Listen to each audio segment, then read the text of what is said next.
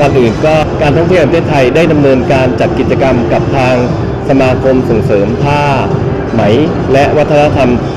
ไทยมาอย่างยาวนานตั้งแต่ครั้งที่1นะครับจนถึงครั้งนี้เป็นครั้งที่15ซึ่งช่วยกันร่วมกันผลักดันกิจกรรมส่งเสริมผ้าไหมไทยเพื่อการท่องเที่ยวและวัฒนธรรมนะครับมาอย่างต่อเนื่องซึ่งในปีนี้ก็จะจัดในระหว่างวันที่9ถึง14มิถุนายน2569นะครับที่สยามพารากอนฮอลล์ชั้น5นะครับก็อยากฝากเรียนเชิญนะครับเพื่อให้ทุกท่านนะครับ